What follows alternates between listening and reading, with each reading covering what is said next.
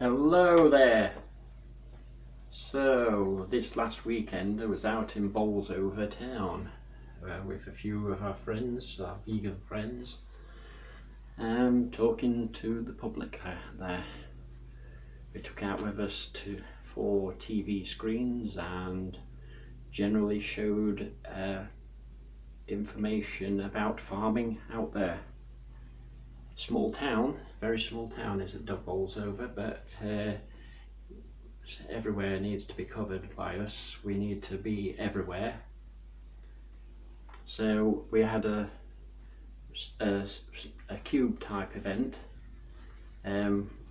with the screens showing footage from farms, including some footage of a local farm that wasn't much more than a mile from where we were actually stood. The factory farm houses between 50 and 60,000 chickens at any one time. The chickens there are chickens for the meat industry, so they are fast growers of chickens. But when they talk of fast, they grow their chickens in around 40 days. They pride themselves on the 40-day mark, as it's 2 days less than the industry standard. So that is growing the chickens at a rate to adult size in just 40 days. Chicks are still chicks at 40 days regardless of what size they get. They still cheep exactly the same way as they would as if they were still chicks. But they grow massively and it causes problems for their bodies, their hearts more than anything else, in needing to sort of try to control such a vastly unnatural growth rate. They are in constant discomfort at all times. After so long as well, depending on what the circumstances are and whether, usually because there isn't a lot of space, they get usually quite a lot of knocking around by all other chickens in the place, and eventually there are very many that actually break their legs simply because of the weight that they are required to actually lift to even walk around. By the end of their 40 days there are not too many that can walk hardly at all. And of course that makes it easier for the farmers to just grab hold of them and throw them into their crates and take them away to be slaughtered. So the 50,000 of them all being fed grains grown on fields way beyond the farm itself, acres and acres of land to grow these chickens. Oh, if all that grain was coming to people, we would have more than enough food for practically the whole country, just for what they feed those animals for that particular type of grain. You're talking 50,000 chickens, and this isn't just once a year 50,000 chickens, because it's over 40 days. You're looking at between 4 to 5 times every year 50,000 chickens, 60,000 chickens. 5 times is 300,000 chickens. 300,000 chickens from just one farm. And yet there are hundreds of these facilities all over the country. There is of actual factory farms that include also for cows, sheep and pigs as well. There are over 800 of these massive farms, these types of size, all over Britain at this present time. we can only imagine the suffering just on those individual chickens, just on that basis. But yeah,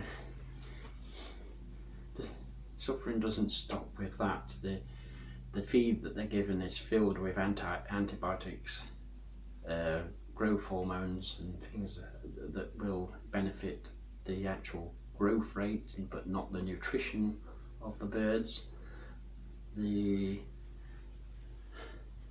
If they were to carry on feeding those animals and didn't take them to slaughter, they didn't attempt to let them live their lives out, they simply would not last very long.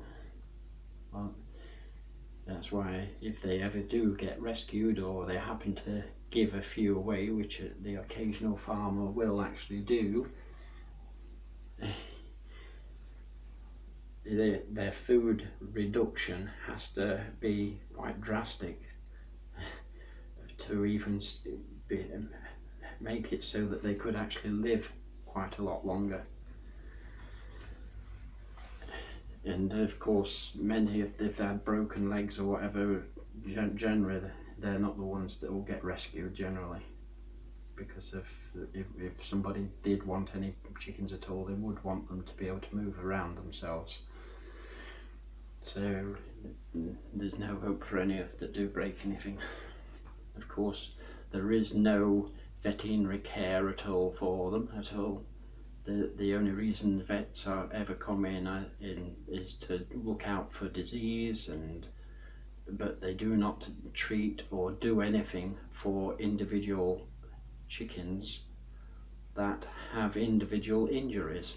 They leave that to the farm workers, the farmer, to just do whatever they would feel fit to do, and there is not even a standard way of actually killing a chicken. They can kill it in any way that they feel they want to kill it, him or her. Not in it. They are an individual. Everyone's an individual. I'm an individual. I've got a perception of what things are right here now. A chicken has a basic perception of what we perceive. Basically, being able to see, smell, taste, hear. Basically, they're the same things we feel, that we know, that we can see, look at, know, smell, taste. There is no difference there in the basics. They feel pain, they feel fear. They feel joy if they happen to get any chance at any joy.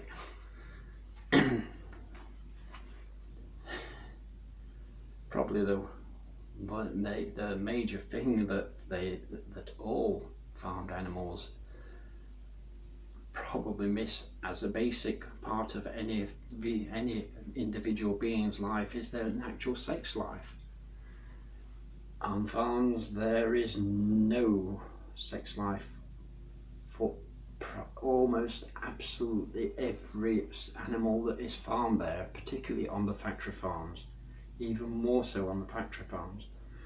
There is no opportunity to express that basic feeling or desire. All the animals that are grown on farms, for certainly on all the factory farms, are all single sex. Any sex that is done is artificial insemination. There is nothing natural in what happens there. It is all done by humans. Humans actually go in and they do the violation of impregnating every single animal.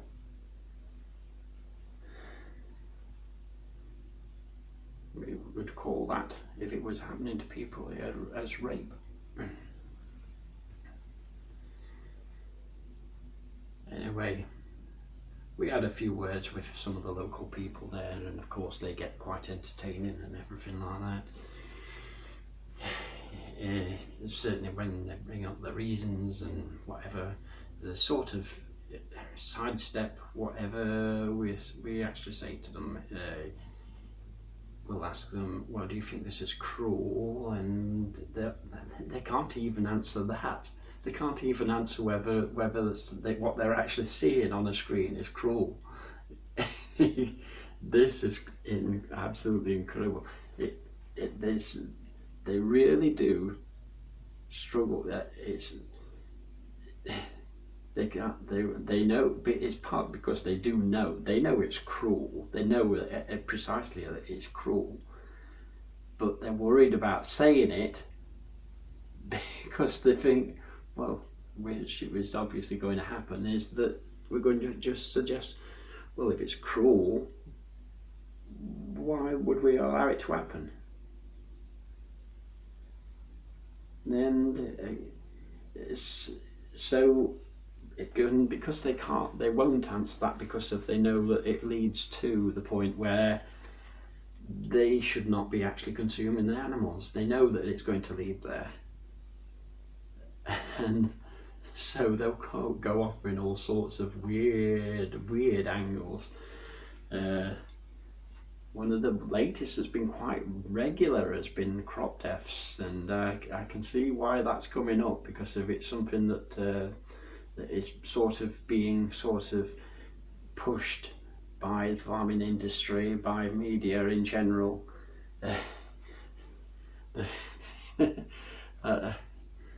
Yeah, crop deaths, more or less the saying that we are consuming more crops than they are. Which is quite hilariously funny.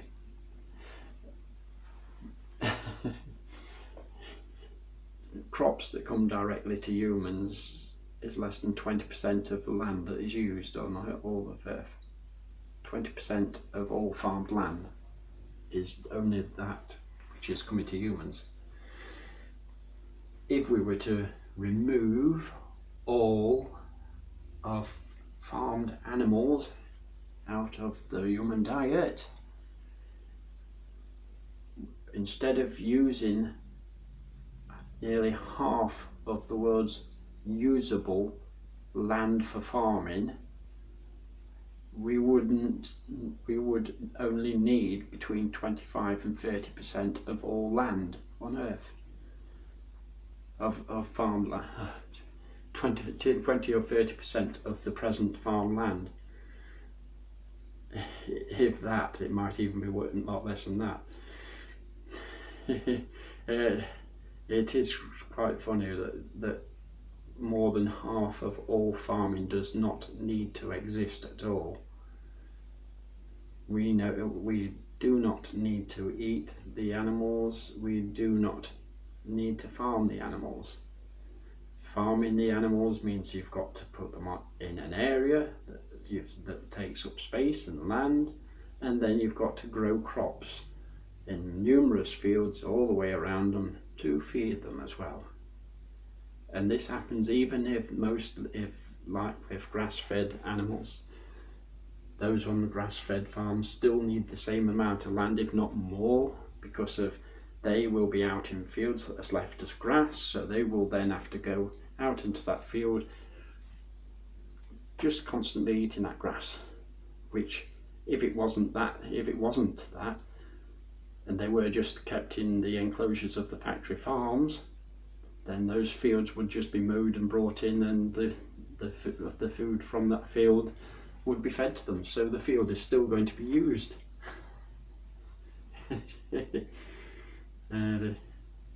Some logic. There's very little logic in the way that humans see the situation at present, and it's part of the reason for all the bad things that we have going off in this world at present. It all connects, all this sort of thing, because of a logical argument cannot be put forward and accepted, and the reasons that can't happen anymore is simply because it is educated out of people. Numerous different ideas and arguments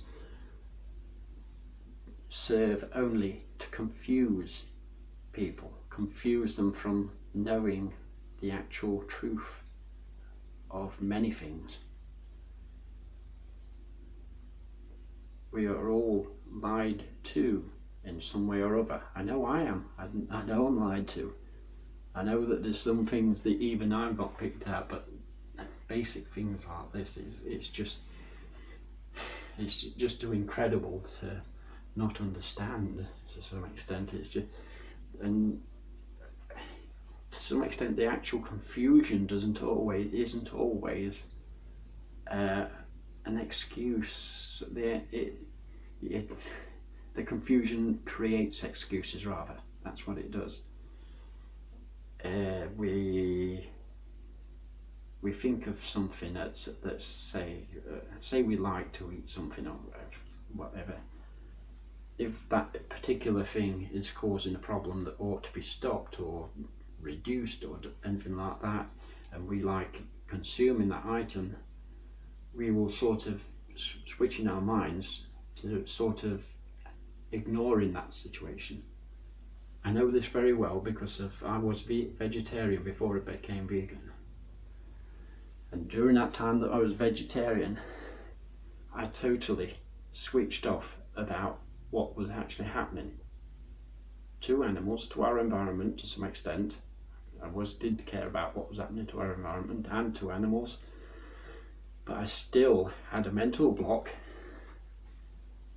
as to understanding that everything that I consumed that included those animals was causing us problems, and still does to this very day.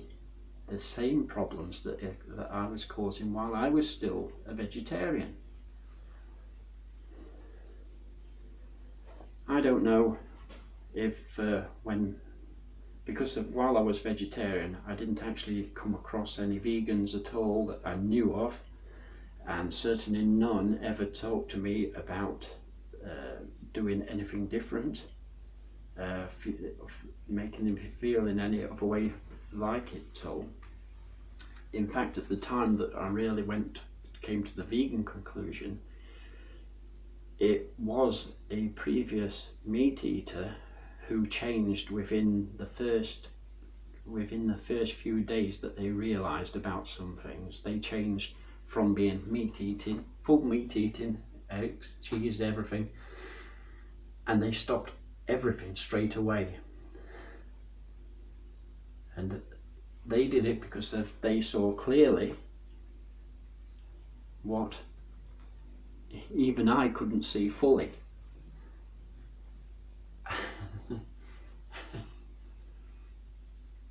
And that for me was the main incentive that sort of sent me that way, because of what they understood straight away. They actually communicated to me and told me those things that I had actually been ignoring being a vegetarian, and they didn't say it in any insistent way or anything like that. They just actually told me the actual facts about what happens to cows and chickens, and particularly I suppose more than anything else, it was the basis that to actually produce the milks and eggs, even, well, to produce the milk mainly, that the cow had to be made pregnant to produce the milk. And then suddenly, the thing that I'd not taken notice of all that time, that milk isn't actually breast milk. It's simply breast milk of another species. And that the baby of that mother that was feeding me was being taken away and killed, or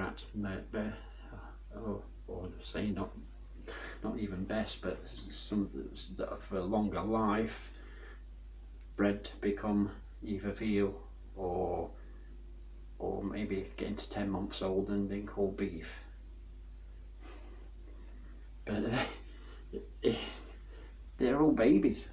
Again, this was the other idea that there's just, these animals are babies, all of them, even the mothers of the cows that are producing the milk, although they are living for 4 to 5 years, and that is all their life, that is their whole life, they could, if they were allowed to, live out beyond 20 years. Milk industry will not allow that to happen. They not even the organic farms that produce the cows allow their animals to live out their lives. There just may be the odd one farm that may keep a very, very few of their individuals to use as examples for people that might question that sort of thing. But the factory farms never allow any cow to live beyond 4 to 5 years. Never.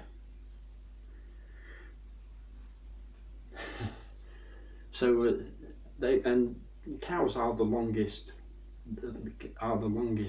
livers on any farms in general, because of every other animal, hens, chickens, whatever, they are reduced to less than a year for many of them. For sheep and pigs are probably the next longest liver, but even they are, I think it's pigs that are 3 to 4 years, and sheep maybe 3 to 4 years as well, but that's about all. And again, all of those pigs and sheep live to around 20 years if they were left alone. But farmers will not leave them alone. Now that's a little bit of commentary. I will get this straight eventually and speak about it in a bit more detail and stop getting this blurring in where I'm moving around. So, yeah, needs a new camera. Yeah, I'll speak better in future. I think if I do enough of these, eventually I will get this right. Maybe I may become a bit more, may come to this a little bit more often, because the animals need to be spoken for. Most humans will not speak for them at all, and yet even though they are the most innocent beings on earth, more innocent than you or I,